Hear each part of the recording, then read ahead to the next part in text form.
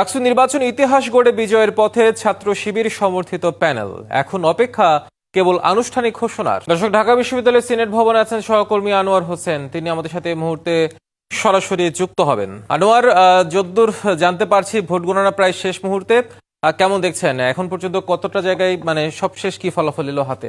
খবরেই বলছিলেন ইতিহাস গড়ে আসলে বিজয়ের দিকে ছাত্র শিবির প্যানেল আপনি বলছিলেন, তো সেই জায়গা থেকেও আমরাও বলতে চাই যে অনানুষ্ঠানিক যদি বলি যে 8টি কেন্দ্রের বেশিরভাগই ফলাফল ঘোষণা হয়েছে। এখন চূড়ান্ত যে ফলাফলটি সিনেট ভবনে ঘোষণা হবে সেই অপেক্ষায় আমরা আছি। তো সেই জায়গা থেকে একটু বলি, আসলে ডাকসু নির্বাচন আলোচনার জায়গা, একেবারেই সারা দেশের আলোচনা, এই ডাকসুর দিকে তাকানো সবারই একটি নজর যে ডাকসু নির্বাচনের ফলাফল। তো সেই জায়গা থেকে আসলে অনেক ঘটনা, অভিযোগ, পাল্টাপাল্টি অভিযোগের যে বিষয়গুলো, তো সব মিলিয়েই একটি উত্তেজনা, উত্তপ্ততা, সেই সবকিছু মিলিয়েই আসলে এই ডাকসু নির্বাচন এটা আমরা বলতে পারি। তো যেটি হয়েছে যে খুব বড় করে মোটা দাগে যে বিশৃঙ্খল পরিস্থিতি বা সেই ধরনের কোনো পরিস্থিতির সম্মুখীন হতে হয়নি এই নির্বাচনকে কেন্দ্র করে, সেটি তো বলাই যায়। তো আমরা আরো একটু বিস্তারিত জানার চেষ্টা করব। হিমাদ্রি আমাদের সঙ্গে আছেন, সহকর্মী সুলতানা স্বর্ণা আমাদের সঙ্গে আছেন। স্বর্ণা, একটু জানতে চাই, আমরা দিনভরই যদি বলি তাহলে এই ডাকসু নির্বাচনের যে কাভার সেটি আপনি ছিলেন, একেবারে মাঠ পর্যায়ে সেটি ছিলেন। একটু জানতে চাই এখন পর্যন্ত যদি একটু ভোট গণনার বিষয়টি আমরা তো অনানুষ্ঠানিকভাবে যদি বলি তাহলে বলতেই হয় যে ছাত্র শিবির যে প্যানেল, সেই প্যানেলই কিন্তু একটা বিজয়ের দিকে ইতিহাস গড়ে, যেটি বলছিলাম। আপনার কাছে যদি আরো কিছু তথ্য থাকে। সেক্ষেত্রে কয়েকটি জিনিস আসলে মনে রাখতে হবে যে 18টি হল রয়েছে, তার মধ্যে কিন্তু এখনো 6টি হলে যে ফলাফল রয়েছে সেই ফলাফল ঘোষণা করা বাকি আছে। তার মানে কিন্তু এখনো যে ফলের কথা আমরা আসলে বলছি, কিছু হয়তো ব্যবধান কমবে, তবে পূর্ণাঙ্গ প্যানেলের ক্ষেত্রে কিন্তু এখনো হল সংসদগুলোর কথা এখনো জানানো হয়নি। অর্থাৎ ছাত্র কেন্দ্রীয় ভোটগুলো যদিও ছাত্র শিবিরের পক্ষে গেছে, এখনো কিন্তু হলের কি অবস্থা সেই প্যানেলগুলো নিয়ে কিন্তু এখন আলোচনা হচ্ছে না, এবং সেগুলোর তথ্যও কিন্তু সবগুলো আমাদের হাতে পৌঁছয়নি। এবং তার পাশাপাশি যদি বলি, আজ সারাদিনই আমরা দেখেছি অভিযোগ পাল্টা অভিযোগ, এবং কিছুক্ষণ আগে আমরা ছাত্র দলের সাথে আসলে কথা বলার চেষ্টা করেছিলাম, অর্থাৎ ছাত্র দলের যে প্যানেলের প্রার্থীরা রয়েছেন, গণমাধ্যম কর্মীরা, তাদের সাথে যখন কথা বলার চেষ্টা করেছি, তারা কিন্তু একদম আবিদের কথা যদি বলি, সে কিন্তু একদম সে এই নির্বাচনকে প্রত্যাখ্যান করেছে। একই ধরনের আমরা বার্তা পেয়েছি হামিমার কাছ থেকেও, এবং মায়েদের কাছ থেকেও কিন্তু আমরা একই ধরনের বার্তা পেয়েছি। শুধুমাত্র ছাত্র দল নয়, এই নিয়ে কিন্তু আমরা ডাকসু ফর চেঞ্জ, এমনকি উমামার যে প্যানেলটি রয়েছে, স্বতন্ত্র শিক্ষার্থী ঐক্য সেই প্যানেল, এবং তার পাশাপাশি প্রতিরোধ পর্ষদ, সবগুলো প্যানেল থেকেই কিন্তু একই ধরনের অভিযোগ পাচ্ছে। এবং একটি কারচুপি নিয়ে যখন কথা হচ্ছে, তখন একটি তথ্য আসলে দিয়ে রাখতে চাই। আশরাফা খাতুন, বৈষম্য বিরোধী ছাত্র সংসদের যে এজিএস প্রার্থী, তিনি যে ভোট কেন্দ্রে ভোট দিয়েছেন, তিনি কিছুক্ষণ আগে একটি লাইভে এসেছিলেন, এবং তিনি কিন্তু সামাজিক যোগাযোগের মাধ্যমে বলেছেন যে তার কেন্দ্রে একটি ভোটও পাননি তার প্যানেলের যিনি ভিপি প্রার্থী আব্দুল বাকের। তাহলে তার ভোটটি কোথায় গেল? কারণ তিনি তো আব্দুল বাকেরকে ভোট দিয়েছেন। অর্থাৎ এই ধরনের ছোট ছোট কিন্তু অনেক ইস্যুজ এবার রয়ে গেছে, এবং নির্বাচনটা অনেক ক্ষেত্রেই বিতর্কিত হয়ে গেছে। কারণ এই আমরা যদি বলি প্রায় 14-15 ঘন্টা কিন্তু হয়ে যাচ্ছে নির্বাচন শেষ হলো, তারপরও কিন্তু এখনো যেহেতু ফল প্রকাশ হয়নি, সেটি নিয়েও কিন্তু অনেকগুলো প্যানেলের মধ্যে আমরা কিছুটা ক্ষোভ দেখতে পাচ্ছি, সাধারণ শিক্ষার্থীদের মধ্যেও ক্ষোভ দেখতে পাচ্ছি। এবং আনোয়ার, আপনি কিন্তু লক্ষ্য করবেন এখানে যে শিক্ষার্থীরা অপেক্ষা করছেন ভোটের ফলাফলের জন্য, তারাও কিন্তু অনেকেই ঘুমিয়ে আছেন, অনেকেই কিন্তু খুব বিরক্ত হচ্ছেন, এবং কয়েকবার আমরা কিন্তু স্লোগানও শুনেছি যে আসলে পিসি স্যার কেন এখনো সেই কাঙ্ক্ষিত ফলগুলো জানান। সেক্ষেত্রে স্বর্ণ একটি বিষয় যে সেটি হচ্ছে যে আমরা দেখি যে নির্বাচন যখন হয়, তো তারপরে এরকম কিছু রাজনৈতিক বক্তব্য তো থাকেই, সেটি একটি বিষয় থাকে।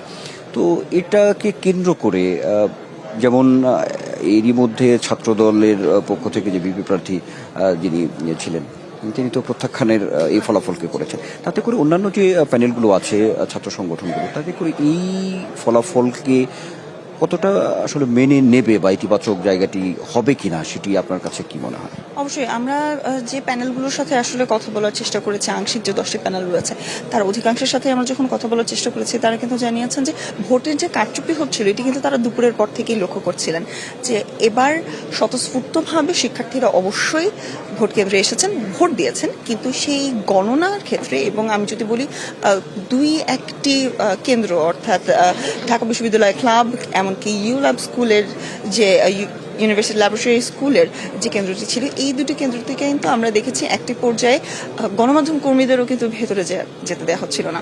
সেক্ষেত্রে আমরা যখন ভোট কেন্দ্রের আসলে স্বচ্ছতা নিয়ে প্রশ্ন করেছি, তখন কিন্তু অন্যান্য প্যানেলের প্রার্থীরাও এসেছিলেন আমাদের সাথে যোগ দিতে এবং তারাও কিন্তু এসে দেখে গেছেন সেই প্যানেলটিতে আসলে স্বচ্ছভাবে ভোট গ্রহণ হচ্ছে কিনা। তো বলাই যায় কিন্তু সবগুলো প্যানেল খুব ভালোভাবে যে এই ব্যবধানটা আসলে ভোটের ব্যবধানটা এত বেশি, তাই কিন্তু অধিকাংশ প্যানেল থেকে আমরা দেখেছি প্রশ্ন তুলতে। তবে আনুষ্ঠানিকভাবে এখনো কোনো প্যানেল কোনো বক্তব্য দেয়নি, আগামীকাল তারা বক্তব্য দিবে এমনটা কিন্তু ছাত্র দলের পক্ষ থেকে জানানো হচ্ছে, উমাম ফাতেমার প্যানেল থেকে জানানো হচ্ছে, বৈষম্য বিরোধী ছাত্র সংগঠনের প্যানেল থেকে, অর্থাৎ সবগুলো প্যানেল থেকে কিন্তু একই ধরনের আমরা বার্তা পাচ্ছি। সেক্ষেত্রে একটা বিষয় হতে পারে কিনা, আমরা যেহেতু এই বিষয়গুলো একদমই মাঠে থেকে পর্যবেক্ষণ করলাম ডাকসু নির্বাচনটি, সেক্ষেত্রে এই ফলাফলকে ধরে যে একটি প্রতিবাদের যে জায়গাটি সেটি সামনে আসতে পারে কিনা, বা সেটিকে কেন্দ্র করে কোনো ধরনের এক ধরনের প্রতিবাদ বিরুদ্ধতা শোডাউনের জায়গা তৈরি হতে পারে কিনা।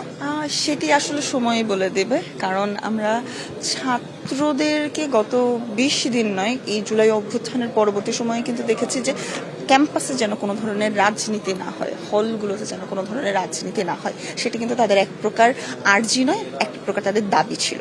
এবং তাদের অধিকার প্রতিষ্ঠার জন্য কিন্তু তারা বারংবারই বলেছেন কোনো ধরনের হলে রাজনীতি বা সেই ধরনের শোডাউন দেওয়ার যে আমাদের গত কয়েক বছর ধরে আমরা দেখেছি যে একটা প্র্যাকটিস আমাদের রাজনীতির অঙ্গনে এবং ঢাকা বিশ্ববিদ্যালয়ের অঙ্গনে, সেগুলো যেন। আনোয়ার এবং সুলতানা শরণ, আপনারা দুজনেই সেই ভোর থেকে এখন অবধি নিরলসভাবে দারুণভাবে তথ্য সংগ্রহ করছেন, আমাদের মাধ্যমে দর্শকদের জানাচ্ছেন। একটি বিষয় যেটি জানার ছিল, আসলে সকাল থেকে সেই ভোর 4টা পর্যন্ত চললো, এখন প্রায় ভোর 5টা 10 বাজে, অর্থাৎ 13 ঘন্টা 10 মিনিটেও কেন পূর্ণাঙ্গ ফলাফল এখনো হাতে আসেনি? মানে নেপথ্যের বিষয়টা কি আসলে এত দীর্ঘ সময় কেন? নেপথ্যের বিষয়টি আসলে হিমাদ্রি যদি বলি, এটি আসলে সুস্পষ্টভাবে কতটুকু ব্যাখ্যাটা দেয়া যাবে জানি না, কিন্তু তারপরেও আপনাকে কিছু তথ্য দিতে চাই, যেটি আসলে প্রশাসন বা এই রিটার্নিং অফিসারের কার্যালয় থেকেই আমরা যে কিছু তথ্য পাচ্ছিলাম, সেটি শুরুর থেকেই যদি বলি, সেটি বলা হচ্ছিল যে সেটি 12টা পর্যন্ত, রাত 12টা বা 12:30, 1টা পর্যন্ত হতে পারে ফলাফলের বিষয়টি। কিন্তু সেটি যে আজকে এতটা সময় চলে আসার পিছনের যে কিছু তথ্য যেটি আমরা পেয়েছি, সেটি বলা হচ্ছিল যে যেহেতু এই গণনার যে পদ্ধতি, সেটি OMR মেশিনের মাধ্যমে গণনা পদ্ধতি, এবং যেটি বলা হলো যে এই ভোট প্রায় 39,500, প্রায় 40,000 ভোটার। তো সেই জায়গা থেকে এই ভোটগুলো, অর্থাৎ এই যে ব্যালট পেপার, সেটি স্ক্যানিংয়ের একটি ব্যবস্থা শুরুতে করা হয়েছিল। তারপরে OMR মেশিনের মাধ্যমেই কিন্তু ভোট গণনা কার্যক্রমটি শুরু হয়। এমন একটি বিষয়কে কিন্তু সামনে আনা হয়েছে একটি তথ্যের জায়গা থেকে যদি বলি এমনটা।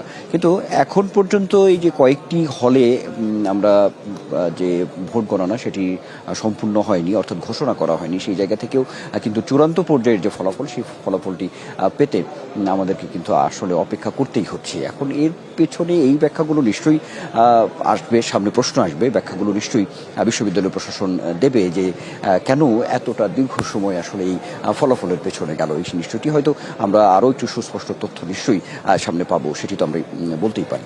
তো সেই জায়গা থেকে যেমন আমরা একটু আলাপ করছিলাম, সেই জায়গা থেকে তো আমরা যদি আরেকটু আলোচনার জায়গাটা, যদি আরেকটু ব্যাখ্যা বিশ্লেষণের জায়গাটা যদি আমরা আরেকটু করতে চাই, তো সেই হিসেবে হিমাদ্রি বলতে পারি, আমি সোনার কাছে আমি আবার একটু যেতে চাই যে সোনা, মানে একটি প্রশ্নের জায়গাটি যেটি হচ্ছে যে যেটি আমরা তথ্য আমাদের কাছে ছিল, সেটি হচ্ছে নির্বাচন